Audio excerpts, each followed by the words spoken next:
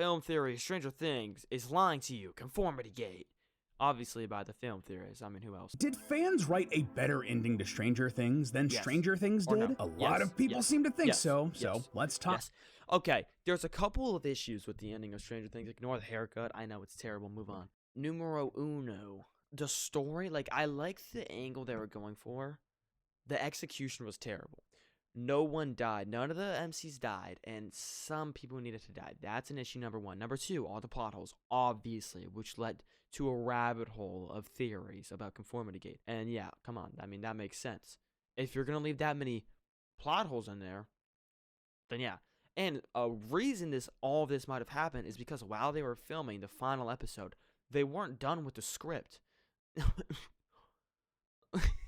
So maybe that's part of the reason why it sucked so much. I don't want to say sucked so much. There was obviously some good moments, but it wasn't great. I mean, the peak for me was when I thought Steve was about to die. And that was it. That's where I was on the edge of my seat. After that, not really. You know, I couldn't care less. The rest, I mean, the Vecna scene was cool, right? But I wasn't really nervous. The fact that Will's coming out scene was longer than Vecna's fight, or so I've heard, I feel like that speaks volumes into, you know, maybe make this a little longer of a fight scene. You know, it's been building up for only a decade, so who's really going to care if you make it 30 seconds long or 6 minutes or whatever? But those are the main issues. Now, is Conformity Gate real? No, I think people are coping. I wish it was real, but it's not. I mean, we're past this. The Gate and how Netflix has a lot to learn. Not so much Netflix. I feel like it's a duffer. Hello, Internet! Welcome to Film Theory, the show that is the exotic matter holding the wormhole of your subscription feed open. Go ahead, shoot that subscribe button. Do it, or the whole website's gonna melt. So, after 9 long years, the kids of Hawkins... Yeah, also, I'm sorry. Nancy's an idiot. And that last bit, why did she shoot the thing without... Like, you can hear Dustin on the radio. He's right downstairs. But no, she decides to take out her shotgun and shoot the giant flying orb. Why? Well, like, what's the point in that? There is no point. She did it for no reason. I just think she's stupid for that, but, you know, maybe that's just me. Indiana have finally grown up, and Netflix's biggest show, Stranger Things, has come to an end. Well, sort of. There are still tons of books and spin-off cartoons, and a spiritual successor and a stage play that is shockingly important to the lore of important to the lore of this series. Like, really? I gotta hit up Broadway to get the full picture here? What's next? Lore in Fortnite? Oh. Regardless. The main Stranger Things series and all of its adventures with the Psychic 11 and her friends in the Upside Down is final. Stranger Things series and all of its adventures with the Psychic 11 and her friends in the Upside Down is finally over. And personally, I thought the series finale had a lot of good and a lot of... Alright, there's a lot of characters that piss me off in that show. I'm gonna go on a rant. Sorry. 1, 11. 2, Jonathan. Sometimes he's fine. Sometimes he pisses me off. In the last bit, Robin a little bit. Okay, I'm sorry. Those are the main people that really piss me off. There's now people that I actually like. There's a lot of people that I'm like, yeah, I don't care if you live or die.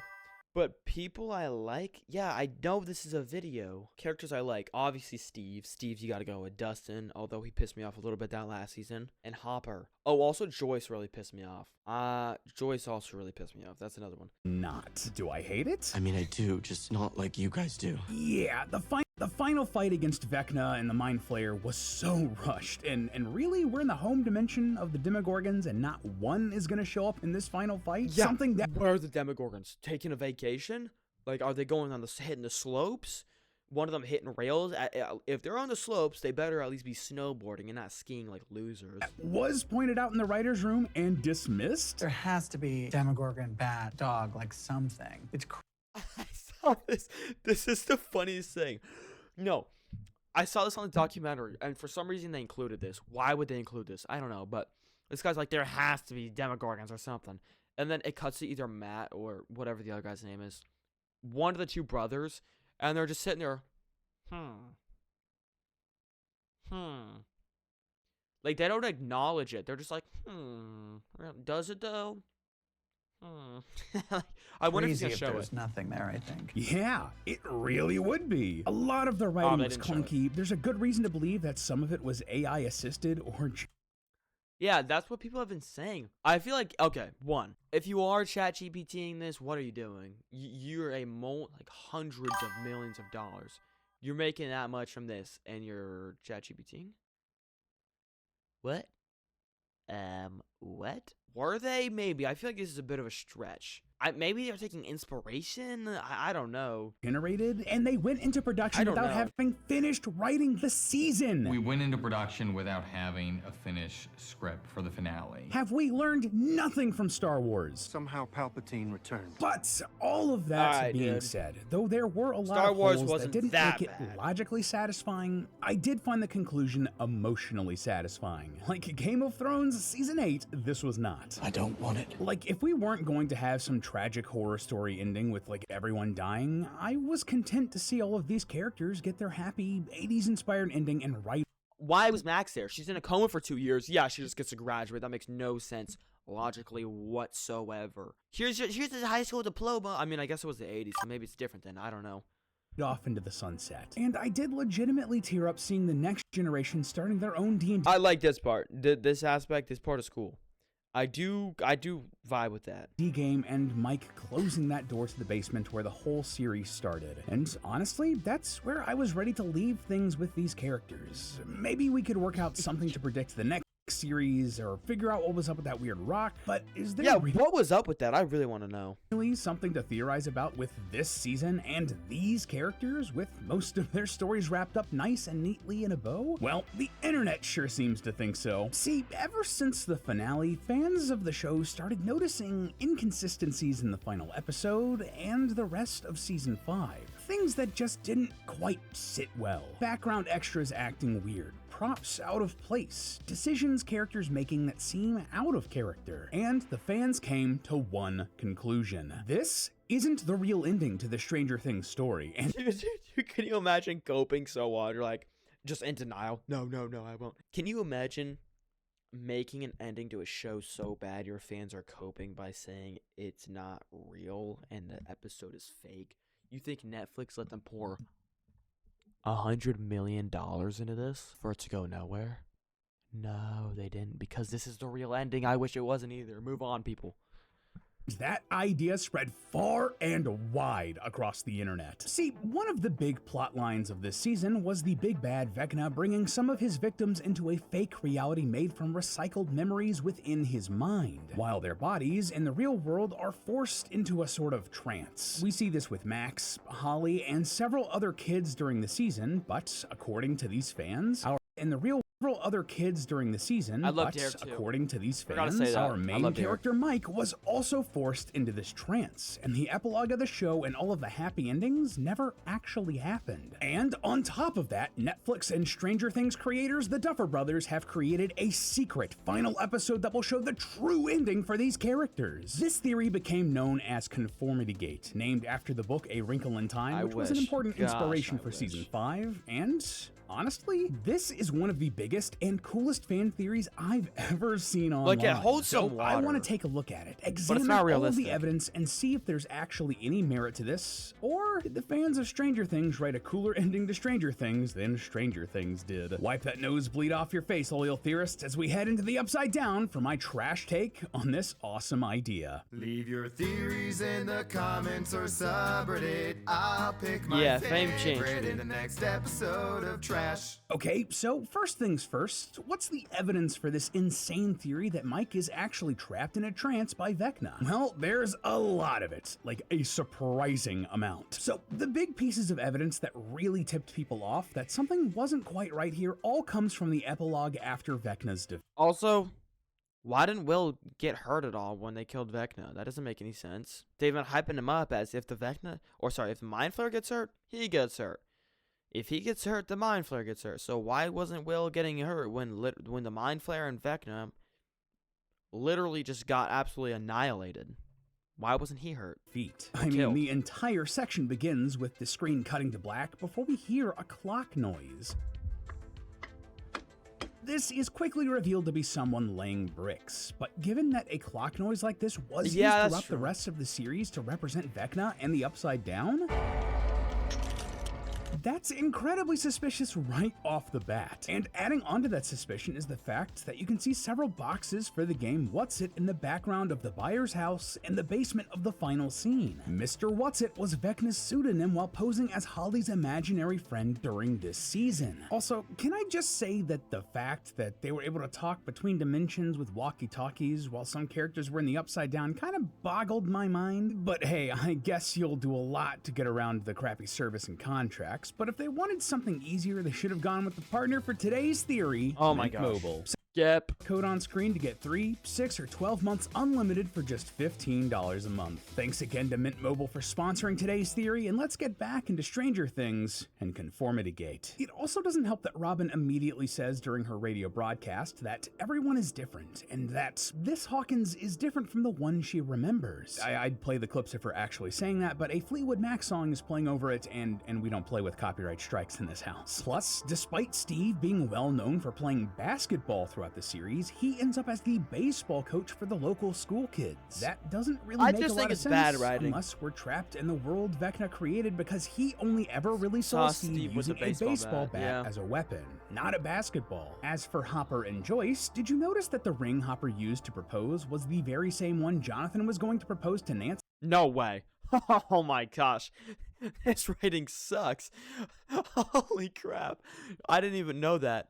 Nah, that's crazy. And the lights in the background are like flickering. The one that they left behind in the Upside Down and would have been sucked into the interdimensional space when the Upside Down collapsed? Well, if this was a vision inside of Vecna's mind, he could just use that ring in this happily But how do you know about that ring? So that's a stretch, because how did he know about that ring? ever after. I think this piece of evidence just points towards bad writing, if anything. Because he knew about it from that How would he know about it? proposal between Jonathan and Nancy. How would he know about it, though? That makes no sense. But the biggest thing during this whole epilogue that just really feels off, the graduation ceremony. Yeah, when the main characters are graduating from high school, things just don't feel right. Yeah, why are they in orange? The longer you look at it, the weirder it gets. For example, why are there several people in the background holding up signs with absolutely nothing on them? Additionally, why are they wearing orange graduation robes? The robes are described as an ugly green when Nancy graduates in one of the canon novels, and orange sure makes them look more like what prisoners might wear, right? Prisoners inside of Vecna's mind? Next, everyone in the actual graduation is sitting with their hands folded in their laps. All right. See, like this is this type of stuff where I'm like, okay, this theory holds some water. But then whenever someone's like, there's no way, there's no way, then I'm like, you're right, there's no way. But why are all of them sitting like this? Like, why? But it's just not real. It's just not real. No matter what anyone says, Netflix would never okay this. In a post similar to how Henry liked to stand. And there's a history of characters under Vecna's control acting like this. When Billy is controlled by Vecna and the Mind Flayer in Season 3, he also stood with his arms folded in front of him, just like this. Plus, several background characters looked straight at the camera, similar to how Henry often looked at the camera too. And Henry's not even looking at the camera in that one. looked straight at the camera. Like he's looking similar at the camera. to how Henry often looks at the camera. looking at the camera. Henry, too. no, he's kind and of even ignoring all of that, everything in this whole sequence feels just very storybook, doesn't it? Like it's a comically happy ending. Dustin gives a big speech that's a screw you to the man, and everyone cheers like it's some cringy Reddit post. Yeah, he reveals a Hellfire Live shirt, and people cheer. The girl he had a crush on seasons ago flirts with him and asks him to come to a party. But Eddie and the Hellfire Club were so reviled at the beginning of the season that Dustin literally gets the crap beat out of him for wearing this shirt. It's just off. And you know what? It's just bad writing. I wish it was real. It's not. For a second, it even seemed like Mike realized I remember too. this. During this moment, When I saw this, I was like, oh my gosh, okay, it's actually gonna get good here. Like this is fake, it's actually gonna get good here, and then they went nowhere with it. Nowhere. And that really pissed me off. It seems like Mike is having a realization that 11 might have survived. We hear several large booms. Booms that sound similar to the Mind Flayer walking. Is this Mike hearing that through the trance, similar to how 11 heard Hopper pounding on the tank to communicate with her inside of the vision? Yeah, but then wouldn't everyone else hear it too? Did Vecna put this false hope that 11 might actually be alive in Mike's head to distract him from those footsteps? So those are the big evidence points from the epilogue, but there are several inconsistencies from the lore of the rest of the show throughout these final few episodes too, both big and small. For example, during the finale, the gang head into the Upside Down so 11 can use a sensory deprivation tank full of water to enter Vecna's mind with her psychic powers. So what's the problem here? Well, it's been well established throughout the series that water isn't really a thing in the Upside Down. We don't really ever see any so lakes true. or rivers. Pools are empty, and it never even rains despite it storming all the time. And in the lake, there was no lake.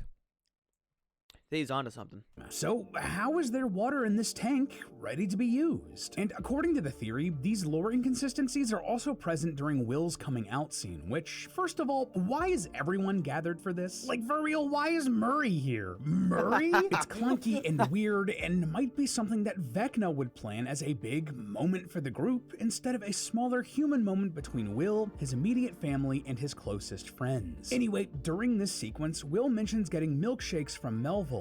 We like biking to Melvold's for multiple And Melvo's is a grocery store now. milkshakes. But the problem here? Melvold's is a general store. Oh, Would they general really store, be sorry. selling milkshakes at a convenience store like we see in the show? Or is this something from the 50s Yeah, that 'cause Vecna Henry might used be to go there. remembering from his childhood? After all, they did sell milkshakes at Melvold's, which was a diner at the time in the play set during Vecna's childhood, unlike what we see in the present day of the show. Within some episodes, there are also inconsistencies with how characters should be feeling. In episode 4, Mike hurts his arm while trying to help the kids escape from the military, and it's enough that he screams out in pain. But this is never really referenced ever again. He's totally fine after this, similar to how Max is able to move and walk again while in 11 and Vecna's minds, despite her body being too weak to move IRL. But she's in her mind?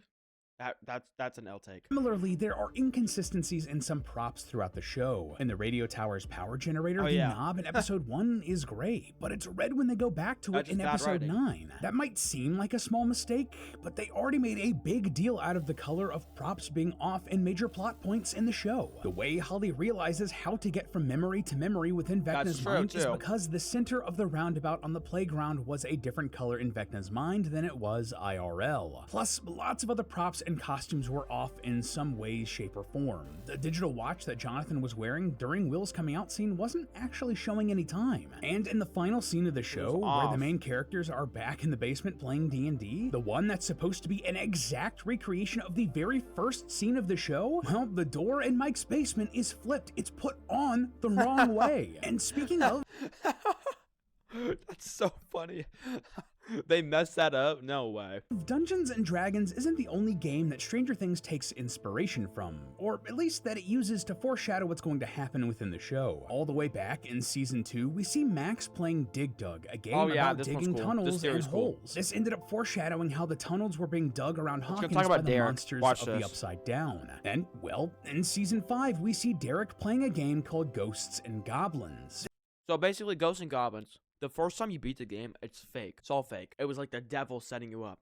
So then you have to beat it again, and then that's how you actually win. This is a notoriously difficult old school game infamous for a trick ending. See, you would defeat the final boss of the game before it's revealed that it was all a ruse, and you'd have to play that game again, but harder to get the real ending. So, according to Conformity Gate, that is what needs to happen to truly defeat Vecna and the Mind Flayer. The good guys will have to go through another fight, but one that's harder. Video games and tabletop RPGs aren't the only bits of pop culture we can point to hinting at Conformity Gate either. The song Heroes by David Bowie plays during the end credits of episode 8, but that isn't the first time this song is used in the series. A version of it played in season 1 when a fake copy of Will's dead body was found, and a cover of the song played in season 3 in the scene where Hopper appears to die. But both characters were actually alive. The song only plays during scenes meant to mislead the viewer. So is this happy ending not actually real? Similar See, and it's stuff like this where it's like, oh my gosh, like all of this adding up, it starts to make sense.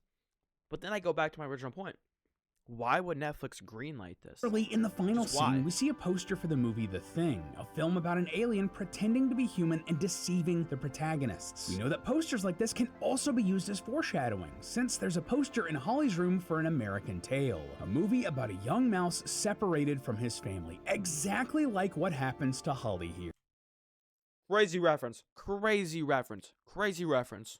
And if all of this wasn't enough to convince you, there's also some weird meta evidence going on outside of the show itself. For example, Netflix teamed up with Spotify to do radio broadcasts framed as in-universe from the WSQK radio station that Robin runs in the show. During the broadcasts, the hosts were known as Vance and Mindy Flair, anagrams of Vecna and Mind Flayer respectively. And some of the broadcasts had hidden messages, with one of them sounding a lot like Mike, wake up. That doesn't sound like that at all. Sounding a lot like Mike, wake up. Really, all of this Doesn't sound like it at all. What? is enough to make you stop and wonder and go, I don't know about you guys, but I don't believe in coincidences. I mean, Henry did promise to Holly and her friends earlier in the season that all of their parents and everyone else from town would be joining them inside of his mind. Maybe he made good on that promise and secretly won, defeating the good guys and taking over the world. And if we left things there, honestly, yeah, this theory is really cool. I've been doing this sort of theory crafting for a long time, and this is one of the better supported fan theories I've ever seen on the internet. Now, don't get me wrong, a lot of this does kind of go out on a limb when you look at it in a vacuum. There are explanations that you could point to for these evidence points that would hand-wave them away. Some examples? Well, firstly, why did Hopper use the same ring that Jonathan had? Well, it could have just been that the production was reusing a prop.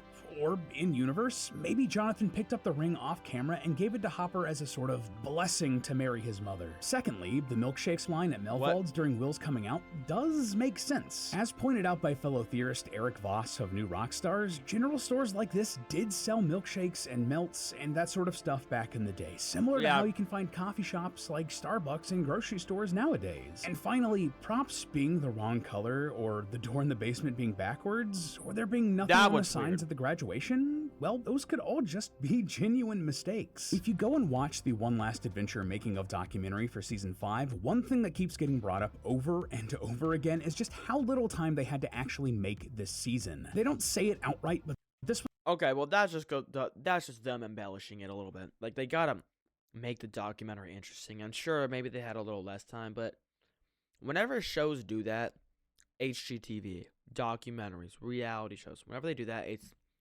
they gotta make problems out of nothing, and the best way to do that is to force a time crunch on people. was likely a result of the writer and actor strikes from a few years back. They're rushing to write the scripts, to make the sets, to design the makeup, to choreograph the fight sequences. Honestly, it's a miracle that things came together as well as they did in the final product. It's just a real testament to Nah, it's almost over now. the work of the artists making I would, but it's almost over now. these sets and fights and whatnot. But that also means I'd be worried if you started halfway through. that maybe a prop got painted the wrong color, or a door got installed the wrong way. And if so much of that came down to the wire, then let me tell you, the same is gonna be true for the visual effects. I mean, we have proof of that in the show itself. There was a scene where you could see Holly wearing clothing made with the Under Armour logo, a company that wasn't founded until 1996, after Stranger Things takes place. No But way. that was a mistake, and was later edited out. I bet we might see the same sort of thing with the signs of the graduation, but with content edited onto the signs instead. Now, I could keep going on and trying to debunk pieces of this theory bit by bit, but I believe that would be missing the point of the theory entirely, because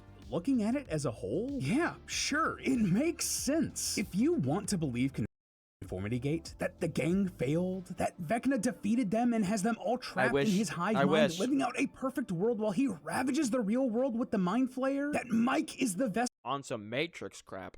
making all of this happen, and that there's a secret tragedy behind this happy ending where all of our heroes got to ride off into the sunset? Hell yeah, man, there is more than enough here. Sure, individual pieces of evidence might not be that strong, but there are just so many stacked on top of each other. And as someone I also want to point out, in the documentary, look how emotional each of them got after it was their last day filming.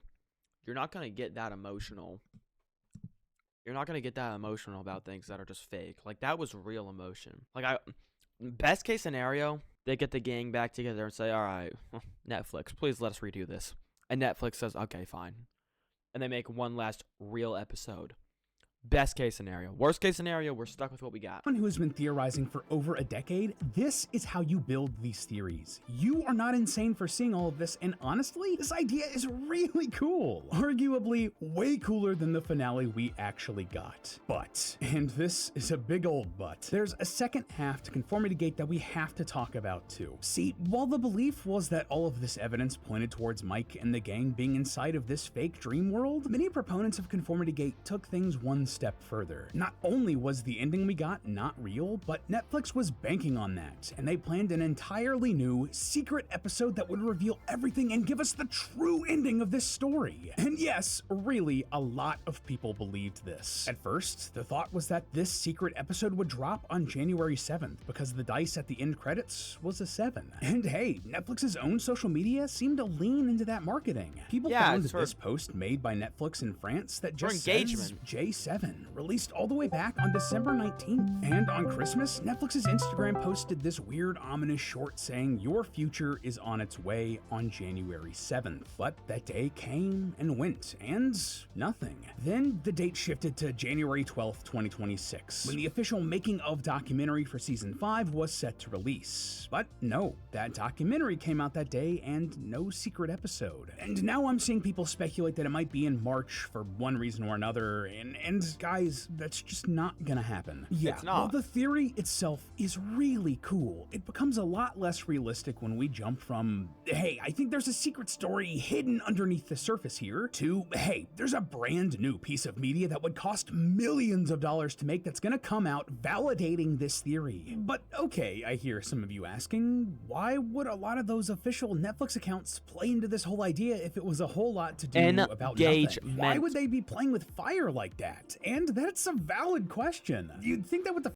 finale that's been this divisive and with a fan base as passionate as the Stranger Things one, you'd want to sort of step back from this and not fan those flames. Engagement. But, well, do you know what Conformity Gate has been for the show? Free viral advertising. Engagement. Netflix's marketing team probably saw that people were talking about one of their shows and played into it, keeping the focus on the finale just that much longer. Every new post, or TikTok, or Reel, or Reddit thread might just be enough to get someone to log back onto Netflix to check out or rewatch Stranger Things. And hey, while you're there, did you see that One Piece is coming back soon? Might as well binge season 1 of that too. Oh, and K-pop Demon Hunters is cleaning up at award shows. Might as well throw that one on too. And hey, you know what? I heard that Frankenstein is pretty solid. I might want to watch that as well. I was thinking about watching Frankenstein. Is it though? I don't know. And all of a sudden, you're watching more and more Netflix. At the end of the day, the entertainment business is just that, a business. Now, don't get me wrong, it also creates important and meaningful works of art. That's what the creatives should want. But the companies that fund that art, their main goal is to build brands and make money. They literally have a legal responsibility to do everything in their power to ensure that their movies and shows will be profitable. And if that company is publicly traded, like Netflix is, they have to report their costs to their shareholders. Each episode of this last season of Stranger Things cost somewhere between I will in 5 minutes. $50 to $60 million to make. Filming another one of those, especially one that would probably be as big, if not bigger than the finale, you just can't hide that from the people who own your company. And on top of that, for a secret episode like this to even be made, a lot of people would have to be very, very good at keeping secrets. See, despite signing a whole lot of NDAs across all levels of a production, film sets are notoriously hard to keep secret. We saw hundreds of photos from the filming of Stranger Things before season 5 came out, shot on drones or by photographers hundreds of feet away. Actors also love to blurt out stuff in interviews, like Tom Holland is infamous for. These press tours are grueling stuff, with actors having back-to-back-to-back interviews often for 10 to 12 hours straight, where they have to be on and performing the entire time. And sometimes they let things slip. I mean, Will Byers actor Noah Schnapp even did this himself, accidentally revealing that Hopper was alive in season 4 before that was revealed. How did he do that? Hopper has a really good story. And that's without mentioning the people who aren't actors on and off the set. There's also crew, the craft team, editors, animators, the marketing team, translators, the people who make merchandise, and the hundreds of other people who have to see the show before it comes out. To keep an additional episode secret, especially when we had all of the episode title names leaked all the way back in July of 2025, that would mean hundreds, maybe thousands of people keeping their mouths shut on a set that wasn't exactly Fort Knox in an industry that thrives on leaks and rumors. You're telling me that not one person who would have worked on a secret episode of the biggest show in the world wouldn't have leaked it beforehand, even if it was just to their roommate or to a friend on Discord, who then would have spread it far and wide? Listen, what I'm trying to say is that these companies, and Netflix most of all, want to use your love of Stranger Things and even your disappointment of the finale to make a quick buck. Conformity Gate is one of the coolest fan theories I've ever seen online. Like, I'm not sure I've seen one as widespread or influential since Darth Jar Jar, and that's been officially recognized by Star Wars at this point. And given how ambiguous the ending for Stranger Things already is with Eleven's fate, if you want to believe that there's something off in Hawkins and that Vecna and the Mind Flayer have taken over the world, yeah man, there's a ton of evidence for it. As someone who has been making these sorts of theories for over a decade now, this one has all of the hallmarks of a really solid one. But sadly, this is one of those situations where the fans of Stranger Things wrote a better ending for Stranger Things than Stranger Things did. That, in and of itself, is an accomplishment. And in the future, the next time you run into a story that didn't quite end the way you wanted it to, recognizing that and maybe coming up with one yourself, or starting a new project inspired by it, is gonna make you so much happier than hoping. I gotta look at the comments. I like to imagine that the Duffer Brothers see videos like these and think to themselves, oh no, why didn't we think of that? That's funny. They had 3 years to write an ending and they procrastinated it until the literal end. Yeah. Final so mid gave the fan base psychosis. Gosh, man. Alright, well, you know, that's a good video. Film theorist, banger, you know, as always. As always, I don't really watch them, but on to the next one.